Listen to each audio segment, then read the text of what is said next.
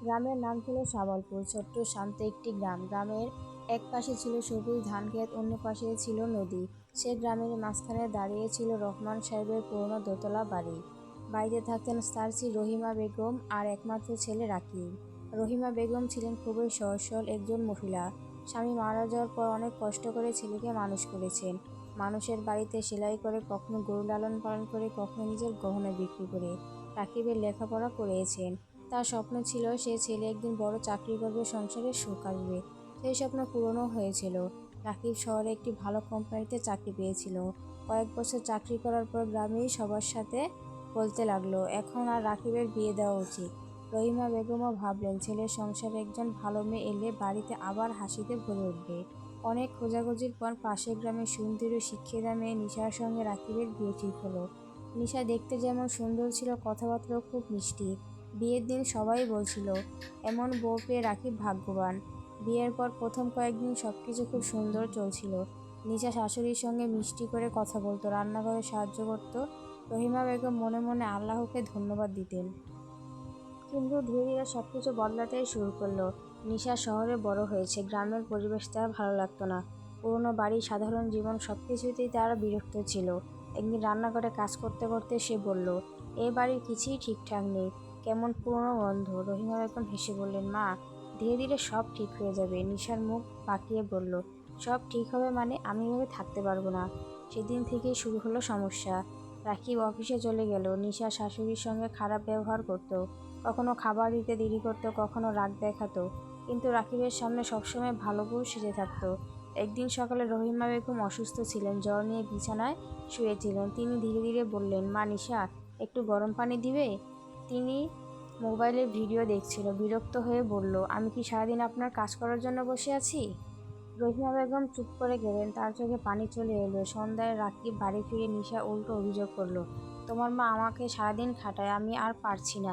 রাকিবের মায়ের দিকে তাকিয়ে বলল, মা, নিশাকে একটু বুঝে শুনে বলবা, ও নতুন এসেছে। রহিমা বেগম কিছুই বললেন না, শুধু মাথা নিচু করলেন। দিন যেতে লাগলো, নিশার আচরণ আরও খারাপ হতে লাগলো। সে শাশুড়িকে ঠিকমতো খেতেও দিত না, পুরনো কাপড় পরতে বাধ্য করত, এমনকি প্রতিবেশীদের সামনে অপমান করত। একদিন পাশের বাড়ির খালাম্মা এসে দেখলেন রহিমা বেগম উঠানে বসে শুকনো রুটি খাচ্ছেন। তিনি অবাক হয়ে বললেন, ভাবি, আপনি এটা খাচ্ছেন কেন? রহিমা বেগম মিথ্যা হাসি দিয়ে বলল, আমার এটাই ভালো লাগে। কিন্তু সালমা খালা বুঝতে পারেন কিছু একটা সমস্যা আছে। সেদিন রাতে নিশা রাকিবকে বলল, তোমার মাকে বৃদ্ধাশ্রমে দিয়ে আসো, আমি আর এই ঝামেলা সহ্য করতে পারছি না। রাকিব অবাক হয়ে বলল, তুমি কি বলছো? নিশা রেগে উঠল, আমি এভাবে সংসার করব না। রাকিব দ্বিধায় পড়ে গেল, একদিকে মা, অন্যদিকে স্ত্রী। ধীরে ধীরে সে স্ত্রীর কথাতেই বেশি প্রভাবিত হতে লাগলো। পরের দিন সকালে রাকিব মায়ের কাছে গিয়ে বলল, মা, তুমি যদি কিছুদিন গ্রামের অন্য বাড়িতে থাকো। রহিমা বেগম স্তব্ধ হয়ে গেলেন। নিজের ছেলের মুখে এমন কথা শুনবেন কখনো ভাবেননি। তিনি কাঁপা গলায় বললেন, বাবা, আমি কি এত বোঝা হয়ে গেছি? রাকিব কোনো উত্তর দিল না। সেদিন রাতে রহিমা বেগম চুপচাপ কাঁদলেন। তিনি মনে মনে ভাবলেন, যে ছেলের জন্য সারা জীবন কষ্ট করলেন, সেই ছেলে আজ তাকে দূরে সরিয়ে দিচ্ছে। কয়েকদিন পর সত্যি রহিমা বেগমকে বাড়ির ছোট্ট স্টোররুমে থাকতে দেওয়া হলো। সেই দিনটা ছিল ঠিকমতো আলো না, না ছিল বাতাস, না। নিশা বলল, আপনার জন্য এটাই যথেষ্ট। রহিমা বেগম চুপ করে সব সহ্য করলেন। একদিন দুপুরে প্রচণ্ড গরমে তিনি অজ্ঞান হয়ে পড়লেন। প্রতিবেশীরা ছুটে এলো। সালমা খালা রেগে গিয়ে নিশাকে বললেন, তুমি মানুষ নাকি, একজন বৃদ্ধা মহিলার সঙ্গে এমন আচরণ করো? নিশা উত্তর দিল, এটা আমাদের পারিবারিক ব্যাপার। কিন্তু গ্রামের মানুষ ধীরে ধীরে সব বুঝতে শুরু করলো। সবাই নিশার সমালোচনা করতে লাগলো। তবুও নিশার কোনো পরিবর্তন হলো না। এদিকে রহিমা বেগম দিন দিন দুর্বল হয়ে পড়ছিল, কিন্তু ছেলের মুখের দিকে তাকিয়ে সব সহ্য করতে। এক রাতে তিনি আল্লাহর কাছে কাঁদতে কাঁদতে বললেন, হে আল্লাহ, আমার ছেলেকে হেদায়েত দাও। আর সেই রাতেই ঘটল এক অদ্ভুত ঘটনা। সেই রাতেই ছিল অস্বাভাবিক নীরব। বাইরে ঝড়ো বাতাস বইছিল, আকাশে বারবার বিদ্যুৎ চমকাচ্ছিল। নিশা ঘুমিয়েছিল আর রাকিব অফিসে কাজ করছিল। হঠাৎ বাড়ির বিদ্যুৎ চলে গেল। নিশা বিরক্ত হয়ে বলল, এই গ্রামের জীবন আমি আর সহ্য করতে পারছি না। ঠিক তখনই স্টোররুমে থেকে শব্দ এলো। রাকিব দৌড়ে গিয়ে দেখল রহিমা বেগম মাটিতে পড়ে আছেন, তার শ্বাসকষ্ট হচ্ছিল। রাকিব ভয় পেয়ে গেল। মা, মা! দ্রুত গ্রামের ডাক্তারকে ডাকা হলো। ডাক্তার এসে বলল, ওনাকে দ্রুত হাসপাতালে নিতে হবে। রাতেই হাসপাতালে নেওয়া হলে রহিমা বেগমকে ডাক্তার পরীক্ষা করে বললেন, উনি অনেক দিন ধরে ঠিকঠাক মতো খাওয়া দাওয়া করছেন না, শরীর খুব দুর্বল। রাকিব হতবাক হয়ে গেল। সে মায়ের দিকে তাকিয়ে বুঝতে পারলেন কতটা কষ্টে ছিলেন তিনি। কিন্তু নিশা তখনও বিরক্ত ছিল। সে বলল, এই নাটকটা করার কি আছে? ডাক্তার রেগে গিয়ে বললেন, এটা নাটক না, একজন বৃদ্ধা মানুষকে অবহেলা করলে এমনই হয়। রাকিব মাথা নিচু করে রইলেন। হাসপাতালে 3 দিন থাকতে হলো রহিমা বেগমকে। এই 3 দিন রাকিব অফিসেও যেতে পারল না। কোম্পানির গুরুত্বপূর্ণ কাজ মিস হয়ে গেল। বস তাকে সতর্ক করলেন। এদিকে নিশা একা বাড়িতে থাকতে গিয়ে নানা সমস্যায় পড়তে লাগলো। রান্না করতে গিয়ে হাত পুড়িয়ে ফেললো। কাজের মানুষও চলে গেল, কারণ গ্রামের সবাই নিশার ব্যবহার জানতো।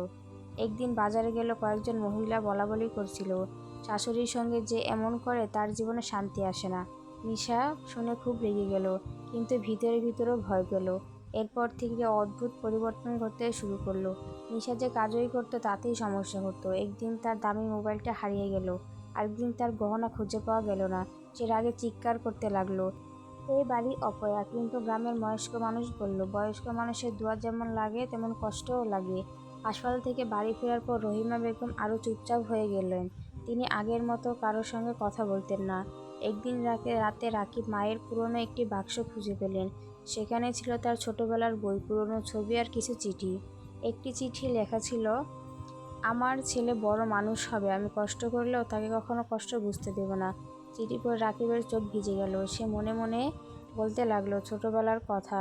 মা না খেয়ে তাকে খাইয়েছেন, বৃষ্টির রাতে কোলে করে হাসপাতালে নিয়ে গেছেন, নিজের বাড়ি বিক্রি করে তাকে কলেজের ফি দিয়েছেন। রাকিব নিজের ওপর ঘৃণা অনুভব করলো। সেই রাতেই সে নিশাকে বলল, তুমি মায়ের সঙ্গে এত খারাপ ব্যবহার কেন করো? নিশা রেগে বলল, আবার শুরু করেছ? রাকিব কঠিন গলায় বলল, মা এই বাড়ির বোঝা না, এ বাড়ি তার জন্যই আছে। নিশা প্রথমবার ভয় পেল। এরপর থেকে রাকিব মায়ের প্রতি যত্ন নিতে শুরু করলো। কিন্তু নিশার আচরণ পুরোপুরি বদলালো না। সে মনে মনে ভাবতো, শাশুড়ি থাকলে যে স্বাধীনতা করতে পারবে না। কয়েকদিন পর রাকিব অফিসের কাজে শহরে গেল। যাওয়ার আগে নিশাকে বলল, মায়ের খেয়াল রাখবে। নিশা মুখে হা বলল, ভিতরে ভিতরে বিরক্ত ছিল। সেদিন দুপুরে রহিমা বেগম ধীরে ধীরে রান্নাঘরে পানি নিতে যাচ্ছিল। নিশা চিৎকার করে বলল, কিছু লাগলে আমাকে রাখবেন মা, সব সময় ঝামেলা। রহিমা বেগম ভয়ে কেঁপে গেলেন। ঠিক তখনই নিশা হঠাৎ পা পিছলে পড়ে গেল। তার হাতে গুরুতর চোট লাগলো। ব্যথায় সে কাঁদতে লাগলো। কিন্তু আশ্চর্যের বিষয়, যাকে সে এত অপমান করতো, সেই রহিমা বেগমই দৌড়ে গিয়ে তাকে সাহায্য করলেন। নিজের ওড়না ছিঁড়ে নিশার হাত বেঁধে দিলেন। নিশা হতভম্ব হয়ে গেল। সে কাঁপা গলায় বলল, আমি আপনার সঙ্গে এত খারাপ ব্যবহার করি, তারপর আপনি আমাকে বাঁচালেন? রহিমা বেগম শান্ত গলায় বলল, মা তো সন্তানের খারাপ চায় না। এই কথাটা নিশার হৃদয়ে আঘাত করলো। সে রাতে নিশা বুঝতে পারল। সে নিজের আচরণের কথা ভাবতে লাগলো। মনে মনে বলল, সে খুব বড় অন্যায় করেছে। পরের দিন সকালে আয়না নিজের মুখ দেখে সে নিজেই চিনতে পারল না। অহংকারে ভরা মেয়েটা আজ কোথায় হারিয়ে গেছে। কিন্তু তখনও সে জানতো না, সামনে আরও বড় পরীক্ষা অপেক্ষা করছে। কয়েক সপ্তাহ কেটে গেল। নিশা আগের মতো আর চিৎকার করতো না, তবে পুরোপুরি বদলাতেও পারেনি। ভিতরে ভিতরে অপরাধবোধ তাকে কষ্ট দিচ্ছিল। একদিন সকালে রাকিব অফিসে যাওয়ার প্রস্তুতি নিচ্ছিল। হঠাৎ ফোন এলো, কোম্পানির কিছু কর্মী ছাঁটাই করেছে, আর সেই তালিকায় রাকিবের নামও আছে। রাকিব যেন আকাশ থেকে পড়ল। এত বছরের চাকরি মুহূর্তেই শেষ হয়ে গেল।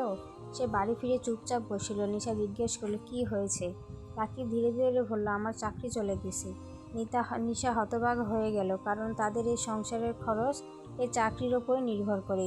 কয়েকদিনের মধ্যে টাকার সমস্যা শুরু হলো। নিশার বিলাসী জীবন থেমে গেল। দামি শপিং, রেস্টুরেন্ট সব বন্ধ। একদিন নিশা কাঁদতে কাঁদতে বলল, এখন কি হবে? ঠিক তখনই রহিমা একদম শান্ত গলায় বলল, ভয় পাস না মা, আল্লাহ আছেন। নিশা অবাক হয়ে তাকালো। এত অপমানের পরও এই মহিলা তাকে সান্ত্বনা দিচ্ছেন। সেই রাতে রহিমা বেগম নিজের পুরনো একটি কাপড়ের ব্যাগ বের করলেন। সেখানে কিছু টাকা জমিয়ে রেখেছিলেন। বহু বছর ধরে একটু একটু করে সঞ্চয় করেছিলেন। তিনি এই টাকাগুলো রাকিবের হাতে দিলেন, বাবা এটা রাখো, কাজে লাগবে। রাকিব কাঁদতে শুরু করলো, মা তুমি এখন আমাদের জন্য ভাবো? রহিমা বেগম হাসলেন। মা কি কখনো সন্তানের কথা ভাব বন্ধ করতে পারে? নিশার দৃশ্য দেখে আর নিজেকে সামলাতে পারল না। সে দৌড়ে এসে রহিমা বেগমের পায়ে ধরে কাঁদতে লাগলো, আম্মা আমাকে মাফ করে দিন, আমি খুব খারাপ ছিলাম। রহিমা বেগম কাঁপা হাতে নিশার মাথায় হাত রাখলেন। ভুল করলে মানুষ বদলাতে পারে না মা। সেদিনের পর থেকে নিশা বদলে গেল। সে শাশুড়ির যত্ন নিতে শুরু করলো, সময় মতো খাবার দিত, ওষুধ খাওয়াতো, পাশে বসে গল্প করত। গ্রামের মানুষ অবাক হয়ে গেল। একদিন সালমা খালা এসে দেখলো নিশা নিজের হাতে রহিমা বেগম চুল আঁচড়ে দিচ্ছে। তিনি হেসে বললেন, এইবার মনে হচ্ছে এই বাড়িতে শান্তি ফিরে এসেছে। নিশা লজ্জা পেয়ে মাথা নিচু করলেন। কয়েক মাস পর রাকিব ছোট একটি ব্যবসা শুরু করলো। শুরুতে কষ্ট হলো, ধীরে ধীরে ব্যবসা ভালো চলতে লাগলো। আশ্চর্যজনকভাবে সংসারে আবার সুখ ফিরে এলো। একদিন রাতে সবাই একসঙ্গে খেতে বসেছিল। রহিমা বেগম হাসি মুখে বললেন, সংসারে ভালোবাসা থাকলে কষ্ট সহজ হয়ে যায়। নিশার চোখ ভিজে গেল। সে বুঝতে পারলেন একজন মায়ের হৃদয় কত বড় হয়। এরপর গ্রামের মানুষ কখনোই কারো খারাপ ব্যবহার করতে দেখতে তখন এই পরিবারের উদাহরণ দিত। সবাই বলতো, বয়স্ক মানুষকে কষ্ট দিলে শাস্তি পাওয়া যায়। সময় গড়াল। একদিন নিশা নিজেও একটি মেয়ে সন্তান হলো। ছোট্ট মেয়েটি করে নিয়ে সে ভাবলো, একদিন যদি তার সঙ্গে এমন আচরণ করা হয় তাহলে কেমন লাগবে। সেদিন সে রহিমা বেগমের কাছে গিয়ে বলল, আম্মা, আমি এখন বুঝি আপনি কত কষ্ট পেয়েছিলেন। রহিমা বেগম মৃদু হেসে বললেন, মানুষ বুঝে গেলেই সব ঠিক হয়ে যায়। বছরখানেক পরে গ্রামের মসজিদে একটি অনুষ্ঠানে ইমাম সাহেব বললেন, মা বাবার দোয়া ছাড়া জীবনে প্রকৃত শান্তি আসে না। রাকিব ও নিশা একে অপরের দিকে তাকালো। তাদের চোখ ছিল অনুশোচনা, কৃতজ্ঞতা আর নতুন জীবনের আশা। সেদিন থেকে তারা সিদ্ধান্ত নিল রহিমা বেগমকে কখনো কষ্ট দেবে না। বাড়ির পুরনো স্টোররুম ভেঙে সেখানে একটি সুন্দর ঘর তৈরি করা হলো। জানালার পাশে ফুলের টব রাখা হলো। নিশা নিজের হাতে ঘর সাজালো। রহিমা বেগম ঘরে ঢুকে আবেগে কেঁদে ফেললেন। এত কিছু দরকার ছিল না মা। নিশা মুচকি এসে বললেন, এটা আপনার প্রাপ্য আম্মা। সন্ধ্যায় পুরো পরিবার একসঙ্গে উঠানে বসে চা খাচ্ছিল। আকাশে লাল সূর্য ডুবে যাচ্ছিল। রহিমা বেগম নাতনিকে কোলে নিয়ে হাসছিল। রাকিব মনে মনে ভাবল, পৃথিবীর সবচেয়ে বড় ভুল ছিল মাকে কষ্ট দেওয়া, আর সবচেয়ে বড় সৌভাগ্য মায়েকে ক্ষমা পাওয়া।